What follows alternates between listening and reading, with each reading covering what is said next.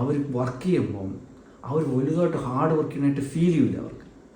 Okay, അവർ സാധാരണ ഒരു ചെയ്യണമായിട്ട് തോന്നുള്ളൂ. പുറത്തുനിന്ന് നോക്കുമ്പോൾ ആൾക്കാർ തോന്നുമ്പോൾ ഇയാൾ ഭയങ്കര ഹാർഡ് വർക്കിംഗ് തോന്നും. പക്ഷെ ചെയ്യണം അവർക്കൊരു ഫീലിംഗ് വരില്ല. ഭയങ്കര ഹാർഡ്, വളരെ എക്സൈറ്റഡ് ആയിട്ട് സന്തോഷത്തോടെ ആയിരിക്കും അവർ എല്ലാ കാര്യങ്ങളും ചെയ്യും.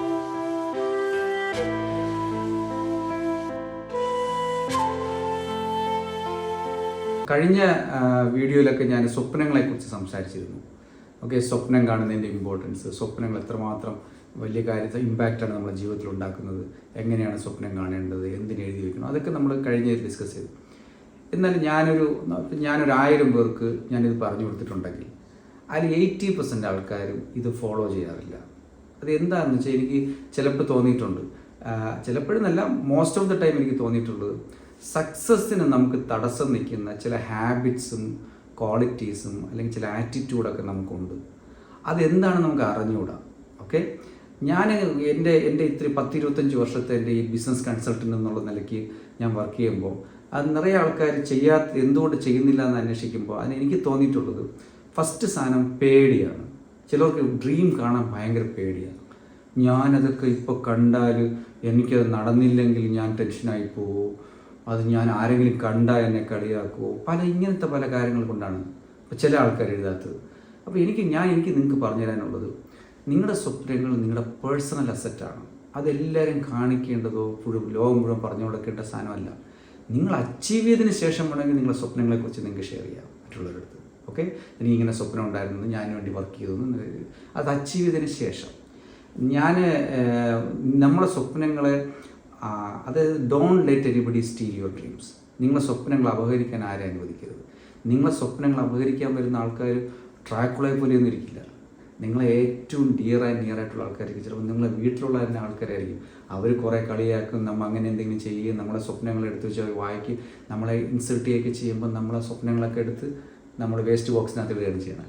ഓക്കെ, അതുകൊണ്ട് ആർക്കും നിങ്ങളെ സ്വപ്നങ്ങൾ കാണിച്ചു കൊടുക്കേണ്ട ആവശ്യമില്ല. നിങ്ങളെ സ്വപ്നങ്ങൾ ഒരാൾ കാണിച്ചു കൊടുക്കേണ്ടി വന്നാൽ ആ സ്വപ്നങ്ങൾ അച്ചീവ് ചെയ്യാൻ അയാൾ ഹെൽപ്പ് ചെയ്യുമെന്ന് ഉറപ്പുള്ള ഒരാളിന് മാത്രമേ അത് കാണിച്ചിട്ട് കാര്യമുള്ളൂ. അതുകൊണ്ട് നിങ്ങൾ ധൈര്യമായിട്ട് എഴുതി വയ്ക്കും. ഒന്നും സംഭവിക്കും, നമുക്ക് 5 രൂപ പോലും ചിലവില്ല. ധൈര്യമായിട്ട് എഴുതി വയ്ക്കും. പക്ഷേ എഴുതി വെച്ച് കഴിഞ്ഞാൽ അത് നിങ്ങൾക്കുണ്ടാകുന്നൊരു ഡിഫറൻസ് നിങ്ങൾ എഴുതി വയ്ക്കുമ്പോൾ നിങ്ങൾക്ക് തന്നെ പേഴ്സണലി ഫീൽ ചെയ്യും. രണ്ടാമത് ചില ആൾക്കാർ എഴുതി വയ്ക്കാത്തതിന് കാരണം വെച്ചാൽ ആദ്യം കിട്ടട്ടെ, പൈസയൊക്കെ വന്നതിന് ശേഷം ഞാൻ അതിനെക്കുറിച്ചൊക്കെ ആലോചിക്കാമല്ലോ, ആദ്യം പൈസ വരട്ടെ. പക്ഷെ അങ്ങനെ ചിന്തിക്കുന്ന ആൾക്കാരുടെ എനിക്ക് വളരെ ക്ലിയറായിട്ട് പറയാം, നിങ്ങൾ കാറ് കിടപ്പുണ്ട്, അതിനകത്ത് പെട്രോളില്ല, ആ കാർ എത്ര നല്ല കാറാണെങ്കിലും 1 മീറ്റർ പോലും ഓടിയില്ല. അപ്പം ഇങ്ങനെ ചിന്തിക്കുന്ന ആൾക്കാർ ഈ 2 പ്രശ്നം കാരണം 80% ആൾക്കാരും ഇത് എഴുതി വയ്ക്കുകയോ ഇതിനെക്കുറിച്ച് ചിന്തിക്കുകയോ ചെയ്യില്ല. ഞാൻ നിങ്ങളുടെ അടുത്ത് എനിക്ക് വളരെ ക്ലിയറായിട്ട് പറയാം, ഇത് എഴുതി വെച്ച ആൾക്കാർ മുഴുവൻ പേരും അത് അച്ചീവ് ചെയ്തിട്ടുണ്ടെന്നുള്ളതാണ് സത്യം. അതെത്ര ചെറിയ സ്വപ്നങ്ങളായിക്കോട്ടെ വലിയ സ്വപ്നങ്ങളായിക്കോട്ടെ അച്ചീവ് ചെയ്തിട്ടുണ്ട്. എൻ്റെ 25 വർഷത്തെ എക്സ്പീരിയൻസിൽ 100 കണക്കിന് ആൾക്കാർ ഗൈഡൻസ് കൊടുത്തിട്ടുണ്ട്. അവരെല്ലാം അച്ചീവ് ചെയ്തിട്ടുണ്ട്. ചെയ്തവരില്ല. മറ്റുള്ളൊരു 10-20 വർഷം മുമ്പ് ഇത് എഴുതാൻ മടിച്ച ആൾക്കാർ ഇന്നും പഴയതിനേക്കാളും ഒരു വ്യത്യാസമില്ലാത്ത ലൈഫ് ഇപ്പോഴും ലീഡ് ചെയ്യുന്നു. ഓക്കെ, അതുകൊണ്ട് എനിക്ക് ഉറപ്പ് പറയാൻ പറ്റും, നമുക്ക് ആദ്യം സ്വപ്നങ്ങൾ നമ്മൾ വെറുതെ എഴുതുന്നു, എന്നിട്ട് ഓരോ സ്വപ്നങ്ങളുടെയും ഡീറ്റെയിലിങ്ങിലോട്ട് പോകണം. നിങ്ങളൊരു കാറെന്ന് എഴുതി വെച്ചാൽ ഏത് കാറ്, ഏത് ബ്രാൻഡ്, അതിൻ്റെ EMI എത്ര, അതിൻ്റെ ഷോറൂമിൽ പോകണം, ആ കാർ കാണണം, ഒരു ടെസ്റ്റ് ഡ്രൈവ് എടുക്കണം, അതിൻ്റെ EMI എന്താണെന്ന് ഇത്ര നോക്കണം, മന്ത്ലി എത്ര എക്സ്പെൻസ് വരും, ആ കാർ എടുത്താൽ നമുക്ക് EMI എത്ര, അതിൻ്റെ പെട്രോൾ അടിക്കാൻ എത്ര, എല്ലാം നോക്കിയിട്ട് ഒരു കാർ എടുക്കാൻ എത്ര രൂപ ഒരു മാസം EMI വരും മനസ്സിലാക്കാൻ പറ്റും. അങ്ങനെ നിങ്ങൾ 3 ഡ്രീംസിനെ 3ആയിട്ട് തരംതിരിച്ച്, അതായത് short term dreams, mid term and long term. Short term dreams എന്ന് പറയുമ്പോൾ നമുക്ക് ഇമ്മീഡിയറ്റ് ആയിട്ട് അടുത്ത 1 വർഷത്തിനകം നേടേണ്ട സാധനങ്ങൾ അത് എഴുതി വെച്ച് അതിൻ്റെ ഡീറ്റെയിലിങ്ങിലോട്ട് പോകുമ്പം നിങ്ങൾ ഇപ്പോഴത്തെ ഇൻകത്തിൻ്റെ കൂടെ എത്ര ഇൻകം കൂടെ ക്രിയേറ്റ് ചെയ്താൽ അത് അച്ചീവ് ചെയ്യുന്ന നിങ്ങൾക്കൊരു ഫിഗർ കിട്ടും. അടുത്ത മിഡ് ടേം എന്ന് പറഞ്ഞു കഴിയുമ്പോൾ 2 മുതൽ 5 വർഷത്തിനകത്ത് നേടേണ്ട സാധനങ്ങൾ അതിനെ നിങ്ങൾ എഴുതി വെച്ച് കഴിഞ്ഞാൽ നിങ്ങൾക്ക് 2 മുതൽ 5 വർഷത്തിനകം നിങ്ങളുടെ ഇൻകം എത്ര കൂടണം, 5 വർഷത്തിന് കിട്ടേണ്ട ലോങ് ടേം അത് ആ ഇതിലാകുമ്പോൾ നിങ്ങളുടെ ഇൻകം എത്ര കൂടണം എന്ന് നിങ്ങൾക്ക് ഫിഗർ കിട്ടിക്കഴിഞ്ഞാൽ ഇല്ലേ നിങ്ങൾക്ക് അതിന് വേണ്ടിയിട്ട് എന്തെങ്കിലും ചെയ്യണോ, ഞങ്ങൾ ഇപ്പോഴത്തെ ബിസിനസ്സിൽ കൂടെ അല്ലെങ്കിൽ ജോബിൽ കൂടെ കിട്ടൂല്ലെങ്കിൽ നമുക്ക് വേറെ എന്ത് ചെയ്യണം എന്നുള്ളതിനെക്കുറിച്ചൊക്കെ ധാരണയാവുള്ളൂ. ഇപ്പോൾ എൻ്റെ കേസിൽ ഞാനിത് 3 എഴുതി വെച്ചപ്പോൾ എനിക്കും വൈഫിന് ജോലി ഉണ്ടായിരുന്ന സമയത്താണ് ഇത് എനിക്കൊരാൾ പറഞ്ഞു തന്നത്. അപ്പോൾ എനിക്ക് മനസ്സിലായി എൻ്റെ ജോലിയുടെ ഇൻകത്തിൻ്റെ കൂടാതെ എനിക്ക് ഇത്ര ഇൻകം കൂടെ കിട്ടിയാലേ എൻ്റെ ഷോർട്ട് ടൈം ഡ്രീംസ് തീരുള്ളൂ. ഞാൻ എന്ത് ചെയ്യുന്നറിയുമോ, അതിന് വേണ്ടിയിട്ട് എന്ത് ചെയ്യാൻ പറ്റും, അതിന് വേണ്ടിയിട്ട് ബിസിനസ് തുടങ്ങുകയും ആ പാർട്ട് ടൈം ഇൻകം ക്രിയേറ്റ് ചെയ്യുകയും അപ്പോൾ എൻ്റെ ആ സ്വപ്നങ്ങൾ അച്ചീവ് ചെയ്യുകയും ചെയ്തു.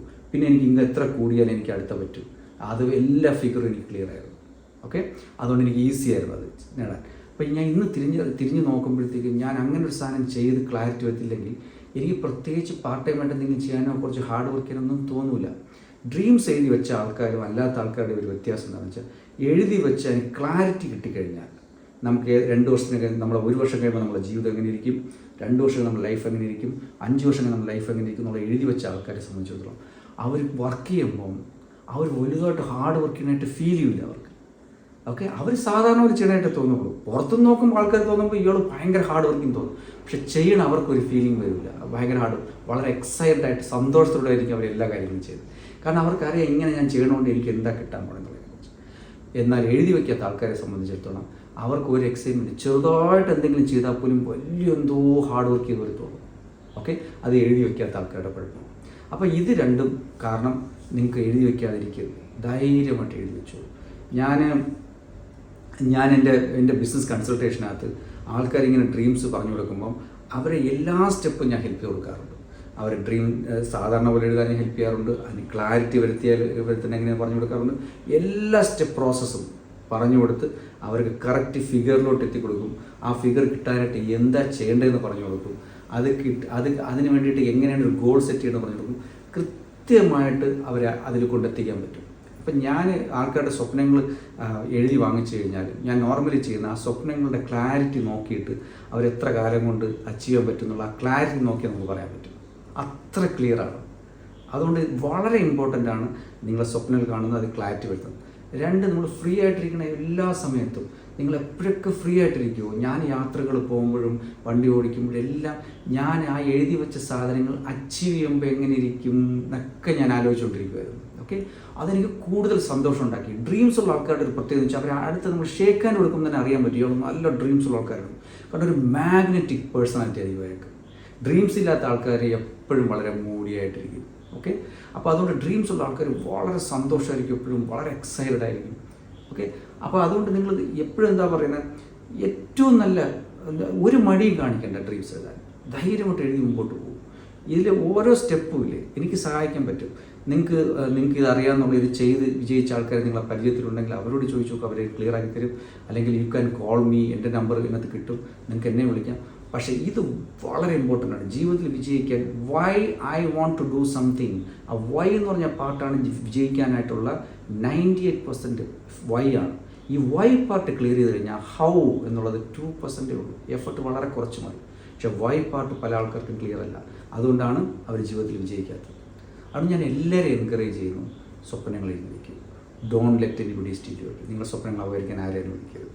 ഓക്കെ, അടുത്ത എനിക്ക് ഒരു കാര്യം കൂടെ പറയാനുള്ളത്, നിങ്ങൾ വിജയിക്കാൻ തീരുമാനിക്കുമ്പം നിങ്ങൾ വിചാരിക്കും നിങ്ങൾ മാത്രമാണ് വിജയിക്കുന്നത്. അല്ല, ആയിരക്കണക്കിന് ആൾക്കാർ വിജയിക്കും. ഒരു എക്സാമ്പിൾ ഞാൻ പറയാം. ഞാൻ എൻ്റെ ഒരു പ്രിയപ്പെട്ട സുഹൃത്തിനെ കുറിച്ച് ഞാൻ കഴിഞ്ഞതിൽ പറഞ്ഞിരുന്നു, ബിജു എസ് നായർ.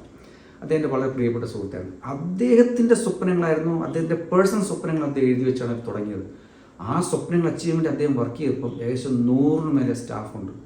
ഇത്രയും സ്റ്റാഫും ഇത്രയും ആൾക്കാരും, അപ്പോൾ എത്ര കുടുംബങ്ങൾ രക്ഷപ്പെട്ടു എന്ന് ആലോചിച്ചു. എത്ര കുടുംബത്തിന് ജീവിതത്തിൽ ഉയർന്നു വരാൻ സാധിച്ചു. അദ്ദേഹത്തിൻ്റെ സ്വപ്നം ചേസ് ചെയ്യാൻ നോക്കിയതേ ഉള്ളൂ. അംബാനിയുടെ സ്വപ്നം ചേസ് ചെയ്യാനായിട്ട് അദ്ദേഹം നോക്കിയപ്പോൾ എത്ര ലക്ഷക്കണക്കിന് ആൾക്കാരുടെ കുടുംബം രക്ഷപ്പെട്ടു. അപ്പം നമ്മൾ സ്വപ്നം കാണാൻ തീരുമാനിക്കുമ്പോൾ നമ്മൾ മാത്രമല്ല, അതിൽ ആയിരക്കണക്കിന് ആൾക്കാരുടെ ജീവിതത്തിൽ വ്യത്യാസം വരും. ഇപ്പോൾ എൻ്റെ ഒരു വളരെ പേഴ്സണൽ എക്സ്പീരിയൻസ് തന്നെ പറയാം. ഞാൻ എന്തെങ്കിലും എൻ്റെ സ്വപ്നങ്ങളെ കാണുകയും അതിനെ ഉറപ്പിക്കുകയും അതിനുവേണ്ടി വർക്ക് ചെയ്യുകയും ചെയ്തതുകൊണ്ട് ഏകദേശം 500 മേലെ കുടുംബങ്ങളിൽ ഇൻകം എത്തുന്നുണ്ട്. It is very exciting. എന്നെപ്പോലെ സാധാരണ ഒരാൾക്ക് ഒരു 10 ഫാമിലിയിൽ 1000 രൂപ വെച്ച് കൊടുക്കാൻ പറ്റാത്ത ഒരാളായിരുന്നു. പക്ഷേ 500 മേലെ കുടുംബങ്ങളിൽ ഞാൻ കാരണം ഇൻകം കിട്ടുന്നു. പക്ഷേ ഞാൻ അവർക്ക് വേണ്ടിയിട്ടല്ല ചെയ്തത്, എൻ്റെ സ്വപ്നങ്ങൾ ചേസ് ചെയ്യാൻ ഞാൻ നോക്കിയത്. അപ്പം നിങ്ങൾ ഓരോരുത്തരും സ്വപ്നം കാണുകയും അത് ചേസ് ചെയ്യാൻ നോക്കുമ്പോൾ നമ്മുടെ നാട്ടിൽ എത്ര ലക്ഷം കുടുംബങ്ങളിൽ സക്സസ്ഫുൾ ആവുമെന്ന് ആലോചിച്ച് നോക്കും. അതുകൊണ്ട് സ്വപ്നങ്ങളാണ് മോസ്റ്റ് ഇമ്പോർട്ടൻറ്റ്. ഓക്കെ, നിങ്ങൾക്ക് സ്വപ്നം കാണാൻ പഠിച്ചില്ലെങ്കിൽ, നിങ്ങൾക്ക് സ്വപ്നങ്ങളില്ലെങ്കിൽ നിങ്ങളെ കുട്ടികൾക്ക് ഒരു എക്സൈറ്റ്മെൻറ്റും തോന്നില്ല നിങ്ങളെ കാണുമ്പോൾ. പക്ഷെ നിങ്ങൾ ഓരോ സ്വപ്നങ്ങൾ കാണുകയും അത് അച്ചീവ് ചെയ്ത് കാണിച്ചു കൊടുക്കുമ്പോഴാണ് കുട്ടികൾക്കും അതുപോലെ സ്വപ്നങ്ങൾ ഉണ്ടാവുകയും അവരത് അച്ചീവ് ചെയ്യാൻ വേണ്ടി വർക്ക് ചെയ്യുകയും ചെയ്യുള്ളൂ. പാരൻസിന് സ്വപ്നമില്ല, കുട്ടികളുടെയൊക്കെ ലൈഫ് പോയി കിട്ടി.